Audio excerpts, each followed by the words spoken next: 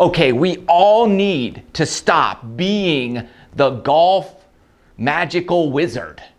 It's killing us.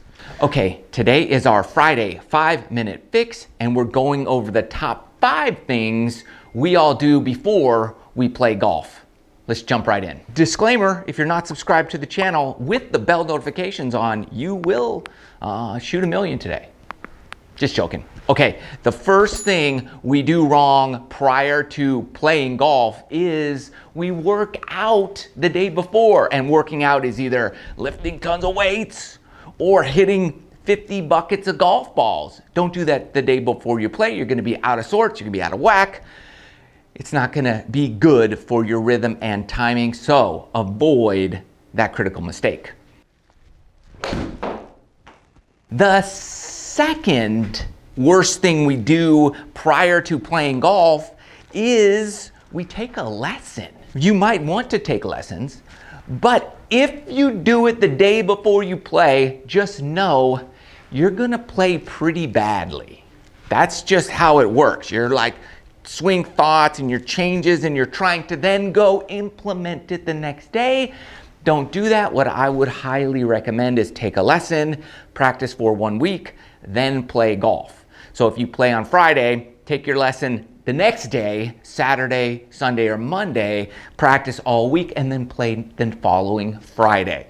Give it some time. So don't take a lesson the day before you play. That's what I'm trying to say. Moving on. The next biggest mistake that I see, and we're all guilty of it, is this. You get to the range, you're hitting your range balls, and you're trying at the same time to calculate your yardages. Calculating your yardages at the range before you play, huge mistake. 1, you're hitting range balls. 2, it doesn't count unless you're really on the course hitting a real ball. That's kind of the same thing. This is how you calculate your yardage on the golf course with your real golf ball. Unless you're on tour and hitting real balls on the range, it's not really going to be productive. So on that first couple holes, figure out your distance. So let's say you're hitting your second shot to the green, you're gonna hit a 9-iron, okay? Because you think, hey, that's my yardage, whatever you have, and then you hit your 9-iron. And let's assume you hit a pretty good shot. Figure out exactly how far it went. Let's say the pin was 130, you're 10 feet by, that's 3 yards, you hit it 133. Figure out where it landed, and then base the rest of your yardages off that good number. And then go from there for the rest of the round and make slight adjustments. But don't recalculate at the range right before you play. That's gonna mess you up. In case you're wondering, this is the number 4 biggest mistake right here. Do not, under any circumstances, hit a full basket of balls before you go play. You're wearing yourself out right before you hit the course, because typically most of us are not hitting this many balls in a day. If you go to the range every day and you hit a full bucket of balls, guess what? By the end, you're tired, you're wore out. So if you do it right before you go play, you're gonna be worn out before you even hit the first tee box. That's a huge, this is only 72 balls right here. If you're hitting this, forget it. You should hit 30 balls before you go play. So keep the number down. Remember, before you play, it's warm up time. We're just warming up our bodies. This is more like what you should do. 28 balls. Yeah, less than 30. Right there, you're warming up.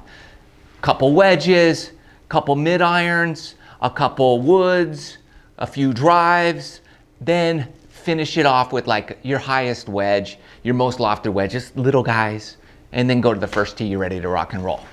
Okay, now the moment we've all been waiting for. How are we these magical golf wizards? I'm gonna show you.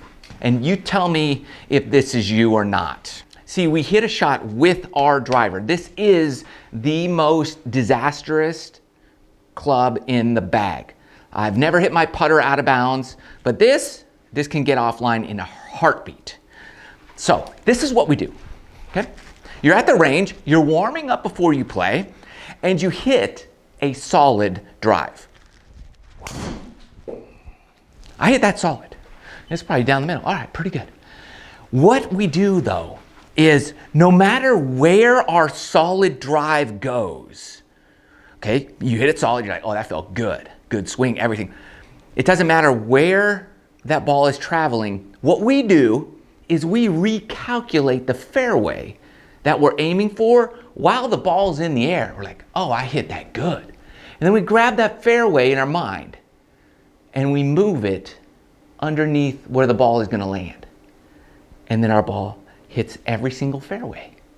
And that's why we say, man, I'm a scratch golfer on the range, but on the golf course, I'm horrible. When you're on the range, pick your imaginary fairway first, lock it in, then hit your warm-up shots. And you'll see that, oh, I need to make some adjustments in my aim or whatever so that I can actually hit the real fairway when I'm on the golf course. Stop being that magical golf wizard. Love you guys. Good luck out there. Play well. See you next video.